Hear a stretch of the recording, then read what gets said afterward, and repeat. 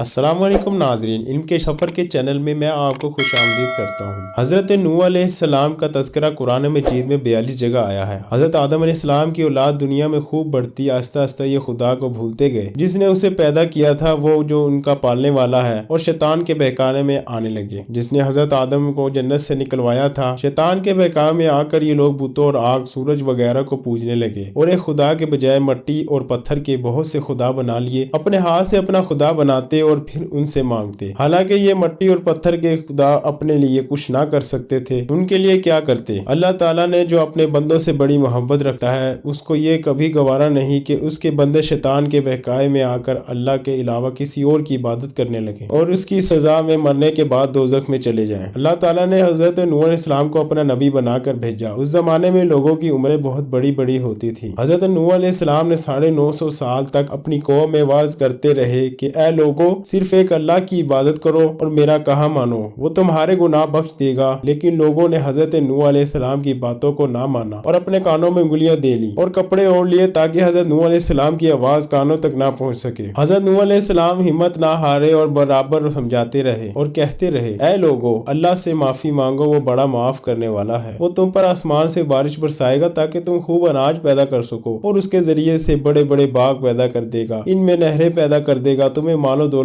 دے گا اور بیٹے دے گا۔ تمہیں کیا ہو گیا ہے؟ تم خدا کو نہیں مانتے، حالانکہ اس نے آسمان بنایا، چاند اور سورج بنائے، اس نے تم کو مٹی سے پیدا کیا اور پھر اسی مٹی میں ایک دن تم مل جاؤ گے اور پھر قیامت کے دن اسی مٹی سے تم کو دوبارہ زندہ کر دے گا۔ لیکن لوگوں نے اپنے بتوں کو نہیں چھوڑا اور حضرت نوح علیہ السلام سے کہنے لگے کہ ہم اپنے بتوں کو ہرگز نہ چھوڑیں گے اور ہم تو تم کو اپنے جیسا آدمی ہی دیکھتے ہیں اور تمہارا کہنا بھی صرف چند غریب لوگوں نے مانا اور ہم تم کو جھوٹا سمجھتے ہیں۔ حضرت نوح علیہ السلام نے کہا کہ اے میری قوم، میں تم کو نصیحت کرتا ہوں، اس کے بدلے میں تم سے کوئی مال و دولت نہیں چاہتا، اور جو غریب آدمی مسلمان ہوئے ہیں اور اللہ پر ایمان لائے ہیں، ان کو میں اپنے پاس سے تمہارے کہنے سے نکالوں گا نہیں۔ اگر میں ان کو اپنے پاس سے نکال دوں تو خدا کے عذاب سے مجھے کون بچائے گا؟ اگر میں ایسا کروں گا تو بہت ناانصاف ہو جاؤں گا۔ ان کی قوم کے لوگوں نے کہا، اے نوح علیہ السلام، تم نے ہم سے جھگڑا بہت کر لیا، اگر تم سچے ہو تو جس عذاب سے تم ہم کو ڈراتے ہو وہ لے آؤ۔ حضرت نوح علیہ السلام نے کہا، جب اللہ پاک چاہیں گے عذاب لے آئیں گے۔ اللہ تعالیٰ نے حضرت نوح علیہ السلام کو وحی کے ذریعے سے حکم بھیجا کہ تمہاری قوم میں جو لوگ ایمان لا چکے ہیں ان کے علاوہ اور کوئی ایمان نہیں لائے گا، تم غم اور فکر نہ کرو، ایک کشتی بناؤ۔ حضرت نوح علیہ السلام نے خدا کے حکم کے مطابق کشتی بنانی شروع کر دی۔ تو جب ان کی قوم کے سردار ان کے پاس سے گزرتے تو ان کو کشتی بناتے ہوئے دیکھتے تو ان کا مذاق اڑاتے۔ حضرت نوح علیہ السلام ان کو اللہ کے عذاب سے ڈراتے کہ اللہ کے عذاب سے ڈرو۔ آخر اللہ تعالیٰ کا عذاب اس کے وعدے کے مطابق آیا، زمین سے پانی نکلنا شروع ہوا اور آسمان سے بارش آنا شروع ہوئی۔ اللہ تعالیٰ نے حضرت نوح علیہ السلام کو حکم دیا کہ سب جانوروں کا ایک ایک جوڑا کشتی میں سوار کر لو اور جو لوگ تمہارے اوپر ایمان لائے ہیں یعنی مسلمان ہو گئے ہیں ان کو سوار کر لو۔ حضرت نوح علیہ السلام نے اس کشتی میں سوار ہونے والوں سے کہا کہ اللہ کا نام لے کر اس کشتی میں سوار ہو جاؤ کہ اس کا چلنا اور ٹھہرنا اسی کے ہاتھ میں ہے، اللہ تعالیٰ بڑا بخشنے والا مہربان ہے۔ کشتی ان سب کو لے کر لہروں میں چلنے لگی تو اس وقت حضرت نوح علیہ السلام نے اپنے بیٹے سے کہا، اے بیٹا، ہمارے ساتھ سوار ہو جاؤ اور کافروں کے ساتھ مت رہو۔ اس نے کہا، میں کسی پہاڑ پر چڑھ جاؤں گا، وہ پانی سے بچا لے گا۔ حضرت نوح علیہ السلام نے کہا، آج خدا کے عذاب سے سوائے خدا کے کوئی بچانے والا نہیں۔ اتنے میں دونوں کے درمیان ایک پانی کی لہر اٹھی اور وہ ڈوب گیا۔ پھر خدا تعالیٰ نے زمین کو حکم دیا کہ اپنا پانی نگل جا اور آسمان کو بھی حکم دیا کہ پانی برسانا بند کر دے، یہاں تک کہ پانی خشک ہو گیا اور تمام کافر دنیا میں ختم کر دیے گئے۔ حضرت نوح علیہ السلام کی کشتی کوہ جودی پر ٹھہری۔ حضرت نوح علیہ السلام نے اپنے پروردگار سے عرض کیا، اے میرے رب، میرا بیٹا بھی میرے گھر والوں میں سے ہے اور آپ کا وعدہ سچا ہے۔ یعنی حضرت نوح علیہ السلام کا مطلب تھا کہ اللہ تعالیٰ، آپ نے وعدہ فرمایا تھا کہ تیرے گھر والوں کو اس طوفان سے بچا لوں گا، پھر میرا بیٹا کیوں ڈوبا؟ تو خدا تعالیٰ نے فرمایا کہ اے نوح، تیرا بیٹا تیرے گھر والوں میں سے نہیں تھا کیونکہ اس کے عمل اچھے نہیں تھے۔ میں تجھ کو نصیحت کرتا ہوں کہ ایسی بات نہ کر جو تیرے علم میں نہیں، اس لیے کہ کنعان اللہ کے علم ازلا میں کافر تھا اور یہ بات نوح علیہ السلام کے